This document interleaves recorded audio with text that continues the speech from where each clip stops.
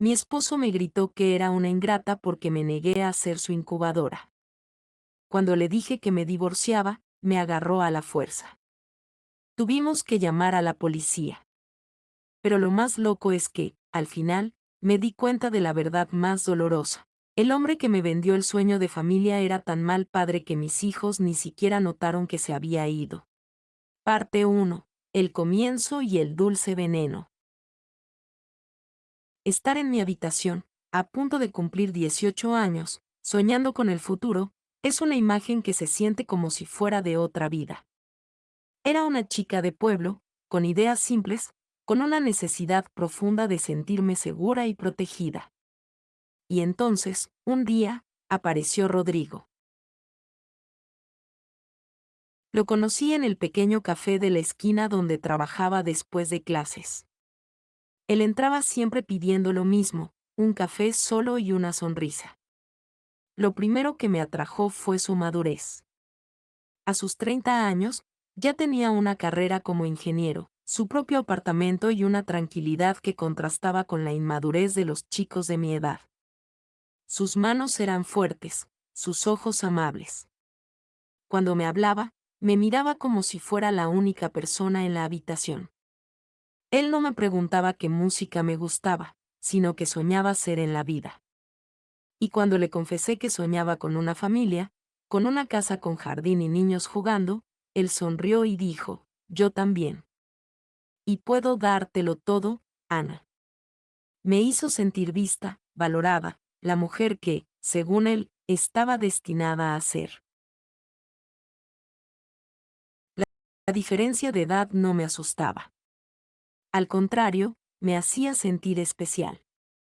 Pensaba, él me ha elegido a mí, una chica joven y sin experiencia, por encima de todas las mujeres maduras de su edad. Debe ser amor verdadero. Mis padres, al principio, se mostraron escépticos, pero Rodrigo fue un maestro en ganárselos. Les hablaba de su trabajo, de sus ahorros, de su plan para construirnos un futuro. Les prometió que me cuidaría, que nunca me faltaría nada. Y ellos, al ver a un hombre estable y serio, con un plan para la vida que contrastaba con la inestabilidad de mi propia infancia, terminaron por ceder. A los 6 meses de conocernos, me propuso matrimonio. Todo fue rápido, casi un torbellino. Me mudé a su apartamento, un lugar ordenado y silencioso, y me sentí segura por primera vez. Nos casamos en una ceremonia pequeña, con su familia y la mía. Y en la fiesta, por primera vez, sentí una ligera incomodidad. Su madre, doña Paula, me abrazó con una sonrisa un poco forzada y me susurró al oído, bienvenida a la familia. Ahora, el deber de una buena esposa es hacer feliz a su marido en todo momento. Su hermana, Valentina, me miró de reojo y luego se volteó a hablar con su esposo sobre lo bien que le quedaba el vestido. Sentí una frialdad instantánea, una distancia que me dolía. Pero Rodrigo me agarró la mano y me dijo, no te preocupes. Son así, pero me aman, y te amarán también.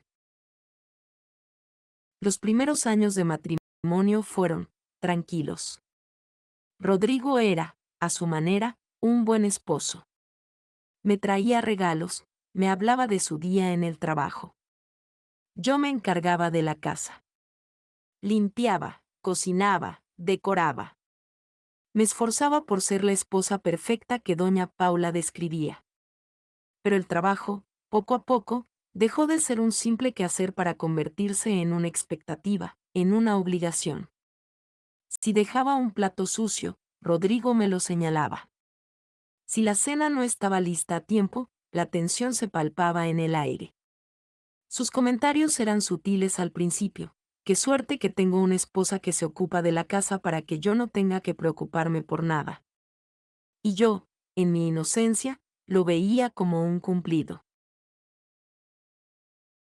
Cuando quedé embarazada de nuestro primer hijo, sentí una alegría inmensa. Iba a ser madre, a construir la familia que tanto había soñado. Pero con el embarazo, llegó un nuevo tipo de control. Doña Paula me llamó para decirme que debía comer, cuando debía descansar, qué ropa debía usar. No te pongas pantalones, no son cómodos para el bebé, me decía. Valentina opinaba sobre el nombre del niño y me enviaba una lista de los que a ella le parecían apropiados. Si yo me quejaba con Rodrigo, él me respondía, es su forma de demostrar que te quieren, Ana. Son familia. Tienes que ser más flexible. Y yo, de nuevo, callaba. El nacimiento de Leo fue el momento más feliz de mi vida, pero también el inicio de mi encierro. De un día para otro, mi vida se redujo a la cuna, a los pañales, a los biberones, a las noches sin dormir. Rodrigo me ayudaba, al principio. Me traía una manta si me quedaba dormida en el sofá, pero en las noches, su filosofía era clara, yo trabajo todo el día. Tú te encargas de la noche. Y yo me quedaba sola con el llanto del bebé, sintiendo un cansancio que me traspasaba los huesos. Cuando Leo tuvo su primera fiebre, entré en pánico. Llamé a Rodrigo y le pedí que viniera del trabajo para llevarlo al médico. Él me dijo, con un tono frío que todavía resuena en mi cabeza, Ana, no es para tanto. Es solo fiebre. Dale un poco de paracetamol y llévalo tú misma mañana si sigue igual. Yo estoy ocupado. Así era. Mi rol estaba definido. Mi trabajo era ser la madre, y el suyo, ser el proveedor. Y ese era el trato. Yo me ocupaba del hogar, y él pagaba las cuentas. Pero con el paso de los años, me di cuenta de que mi trabajo no tenía horario, ni días libres, ni reconocimiento. El de él, en cambio, le daba el derecho de no involucrarse en nada. Y la balanza de nuestro matrimonio, que yo había creído que era un pacto de amor, empezó a inclinarse peligrosamente hacia un lado. Cuando tuvimos a nuestra hija, Sofía, 4 años después, la situación se repitió. Pero esta vez fue peor. Mi cansancio era acumulado. Ya no era la joven ingenua de 18 años.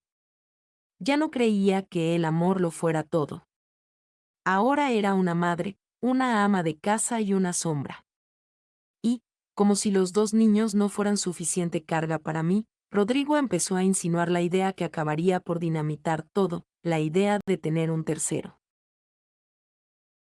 Parte 2. La presión y el grito de libertad. Con la llegada de Sofía, la vida se volvió una rutina agotadora, una cadena de tareas sin fin. Ya no se trataba solo de cuidar de un bebé, sino de malabarear a una niña en edad preescolar y a un niño de 8 años, todo mientras hacía el trabajo de la casa y mi empleo a tiempo parcial. El cansancio no era una sensación pasajera, era mi estado permanente. Mis días eran un borrón de pañales, de fregar platos, de corretear detrás de los niños en el parque, de ayudar con las tareas, de preparar la cena para una familia que apenas me notaba. Rodrigo, mientras tanto, parecía ajeno a todo. Su vida no había cambiado. Se iba a trabajar, volvía a casa, se sentaba en su sillón favorito y miraba televisión. Si los niños se le acercaban a jugar, los apartaba con un papá está cansado. Si yo le pedía que ayudara a Sofía a comer, me decía, ese es tu trabajo, yo ya hice el mío. Su filosofía del yo proveo, tú cuidas se había endurecido con los años, convirtiéndose en una barrera infranqueable entre nosotros. Él era un huésped en su propia casa, un invitado de honor que solo entraba para consumir lo que yo preparaba y retirarse a su reino de silencio y comodidad. Fue en medio de ese agotamiento que Rodrigo empezó a hablar de un tercer hijo. Al principio, lo soltaba como si fuera una idea romántica, una broma. Imagina a otro Leo corriendo por la casa. Decía, o una hermanita para Sofía. Pero la broma, de a poco, se convirtió en una insistencia, y la insistencia en una demanda. Él no veía el terror en mis ojos. No veía que mi cuerpo todavía no se había recuperado del último embarazo, que mis noches estaban rotas y mi mente, al borde del colapso. Una noche, mientras Sofía por fin dormía y Leo jugaba tranquilamente, Rodrigo se sentó a mi lado en el sofá. Me tomó la mano con una ternura que me pareció extraña, casi forzada. Ana, creo que ya es tiempo. Deberíamos tener un tercer hijo. Sería perfecto, una familia grande, como siempre quisimos. Yo retiré mi mano. Rodrigo, no. No puedo. Apenas me mantengo en pie. 2 niños es más de lo que puedo manejar yo sola. Su rostro se endureció. No estaría sola. Me tienes a mí. No te tengo a mí, le dije, y la voz me tembló. Te tengo en este sillón. Te tengo en el trabajo. Te tengo en la casa de tu madre. No te tengo cuando mis hijos tienen fiebre. No te tengo cuando tengo que llevarlos a la escuela. Tú no sabes ni dónde está su médico. Yo soy la única que hace todo. Y no puedo sola con un tercero. Él se levantó. El tono conciliador se había esfumado. Estás siendo dramática. ¿Qué quieres que haga? ¿Que deje mi trabajo para ir a tus citas médicas? No seas ridícula. Yo soy el proveedor. Y mi madre y mi hermana tienen razón, te estás volviendo una feminista delirante. No valoras lo que tienes. Esas palabras, el eco de su madre y su hermana, me golpearon con una fuerza inesperada. La balanza que había estado tambaleándose durante años finalmente se inclinó por completo. Me di cuenta de que él no era mi pareja. Él era un reflejo de su familia. Un muro infranqueable de machismo y egoísmo. La presión se intensificó. Doña Paula me llamaba casi a diario para preguntarme si ya estaba en camino el tercer nieto. Valentina me enviaba fotos de bebés de sus amigas, con mensajes como, ¡qué belleza!, ¿no? Si Dios quiere, pronto tendrás otro. La vida se convirtió en un campo de batalla silencioso, con cada comentario, cada pregunta, sintiéndose como una daga. El clímax llegó anoche. Después de un largo y agotador día, en el que tuve que ir a una cita con el pediatra de Sofía, llevar a Leo a un entrenamiento de fútbol y después cocinar una cena que a Rodrigo no le gustó lo suficiente. Él se sentó a la mesa con su habitual sermón. Te estoy cuidando muy bien a ti y a los niños. Deberíamos tener un tercero para completar la familia. El nudo en mi garganta, ese que había estado acumulándose por años, se desató. Lo miré fijamente y vi a un hombre que no me conocía, que no conocía a sus propios hijos. No, Rodrigo, le dije, y mi voz era firme por primera vez en mucho tiempo. No nos cuidas. Los niños apenas te conocen. Cuando llegas del trabajo, no les prestas atención. No sabes nada de sus días porque nunca preguntas. Dejé de contarte porque no me escuchabas. No eres el gran padre ni el gran esposo que predicas. No tengo ningún deseo de ser madre soltera de un tercer hijo. Ya 2 son más que suficientes, gracias. El silencio que siguió fue atronador. Su boca se abrió y se cerró. Estaba en estado de shock, como si nunca hubiera esperado que yo lo confrontara con la verdad. Entonces, su rostro se puso rojo y sus ojos se oscurecieron de furia. Eres una perra egoísta y una imbécil ingrata, gritó, usando la peor palabra que se le puede decir a una mujer. Se levantó, tiró la silla y salió de la casa, cerrando la puerta con un estruendo que hizo temblar la vajilla. Sabía que no volvería esa noche.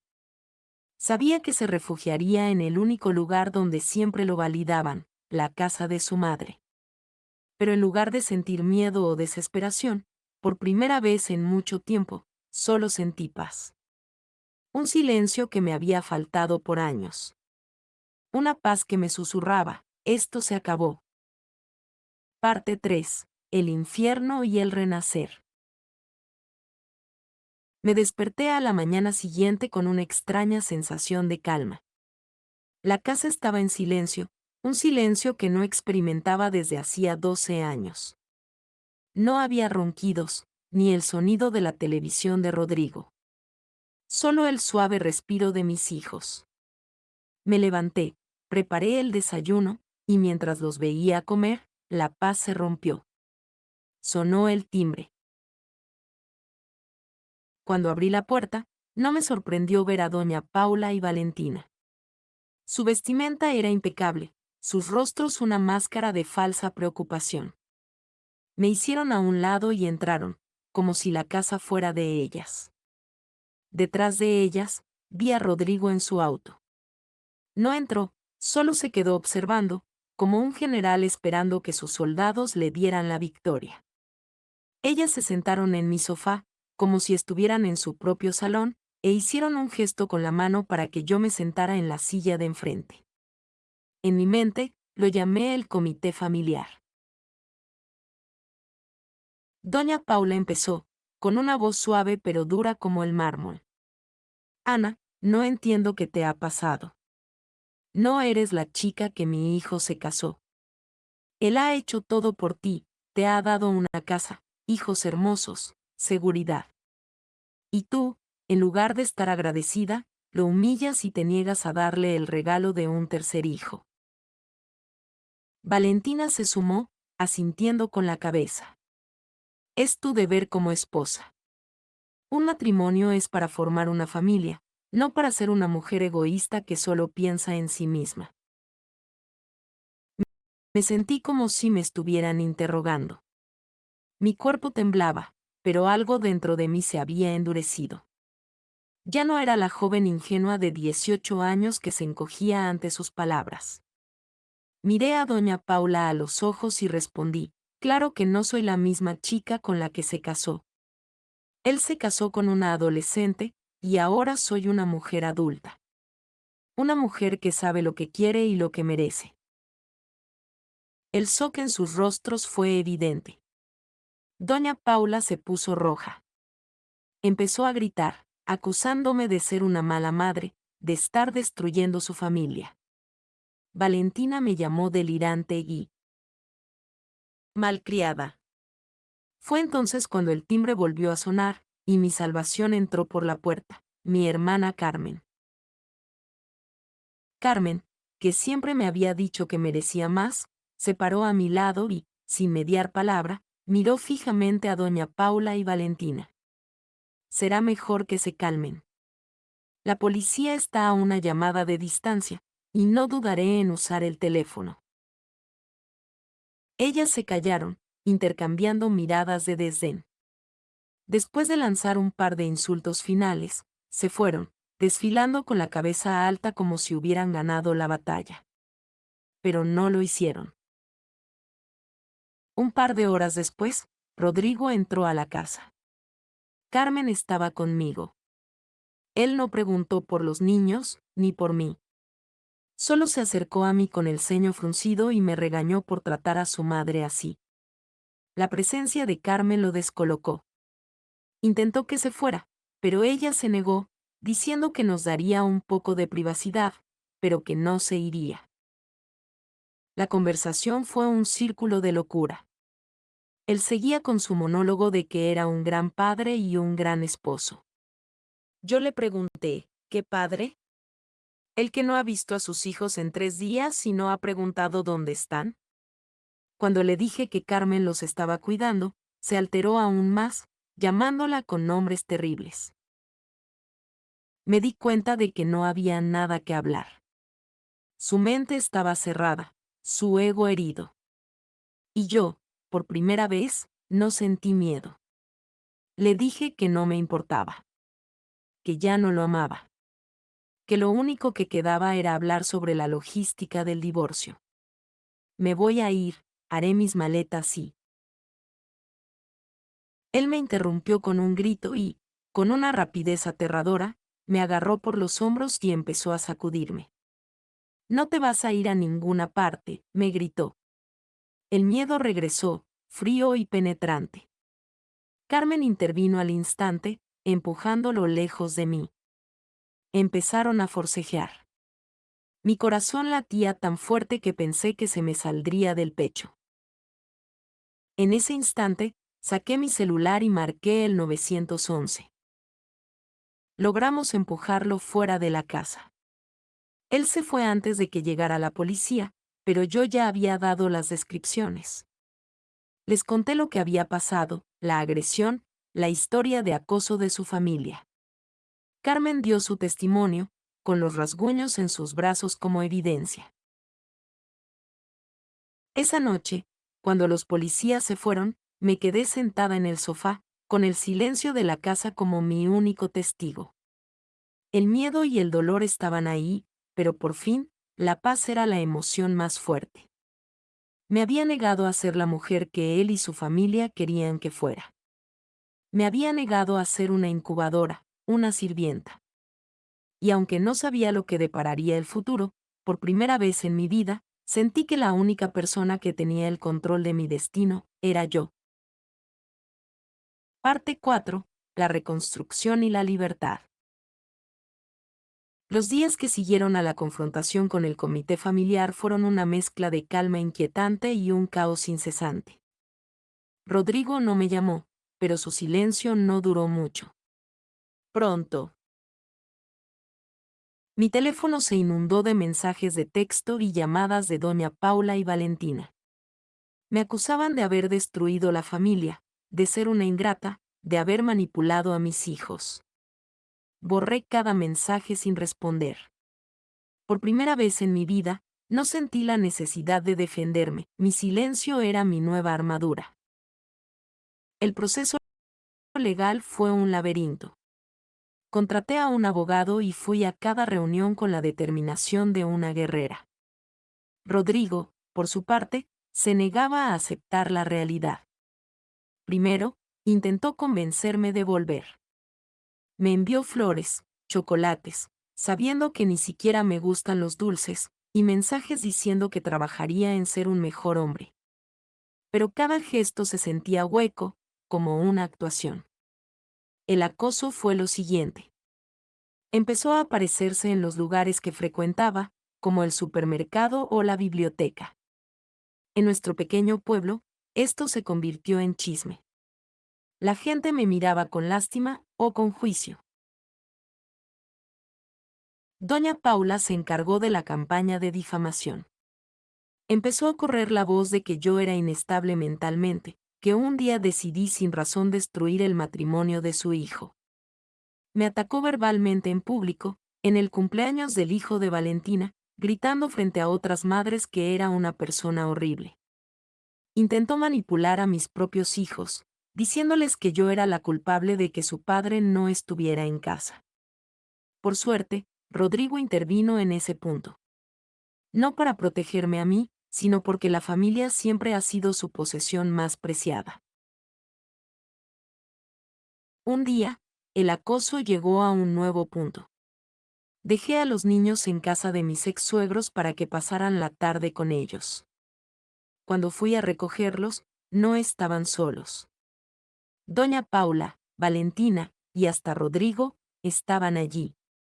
Mi corazón se hundió cuando vi que los niños llevaban zapatos nuevos. Doña Paula me miró con una sonrisa triunfante y me dijo que se los habían comprado porque los tuyos ya les quedaban pequeños. Para una persona normal, esto sería un simple detalle, pero para mí, era una herida profunda. Mi trauma infantil me obliga a asegurarme de que el calzado les quede bien, que no les cause dolor. Y doña Paula, con su infinita crueldad, lo sabía. Esta no era una muestra de afecto, era un ataque personal, un recordatorio de que siempre se las ingeniaría para socavar mi autoridad. Algo se rompió dentro de mí. Grité. Grité como nunca antes lo había hecho. Le dije a doña Paula todo lo que se me vino a la cabeza, A Rodrigo le grité que era un inútil cobarde. A Valentina le dije que era una alfombra para su madre. Nadie me dijo nada, el shock en sus rostros fue total. Me llevé a mis hijos y me fui, estacionando el coche a unas cuadras y rompiendo a llorar. Carmen, siempre la roca, vino a buscarme y me abrazó por horas. Fue mi hermana quien me dijo que la única manera de detenerlos era con la ley. La siguiente vez que Rodrigo me acorraló en el supermercado, amenacé con llamar a la policía, y cuando no se detuvo, lo hice. El oficial, que me conocía del pueblo, le dio una advertencia. La próxima vez que intentes hablar con ella, si no es directamente sobre los niños, pasarás la noche en la cárcel y se te acusará de acoso. Me dio su número personal por si lo necesitaba. Fue un momento de empoderamiento puro. A partir de ahí, todo empezó a cambiar.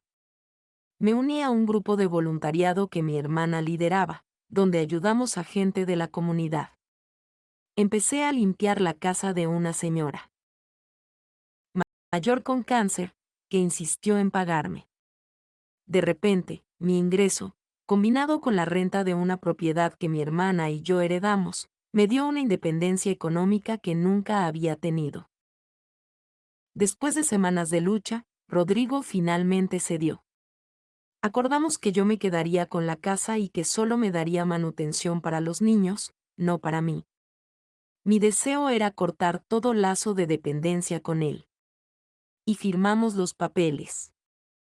El día que recibí mi certificado de divorcio, el peso que sentía sobre mis hombros por 12 años se desvaneció por completo. Un día, mi terapeuta me preguntó si mis hijos extrañaban a su padre. Con tristeza, le dije que no parecía. No había un vacío, no buscaban su presencia. Fue un momento de dolor y de liberación. ¿Qué había hecho todos estos años? Me había gastado la vida intentando ser la esposa perfecta para un hombre que era un padre tan ausente que sus propios hijos ni siquiera lo extrañaban.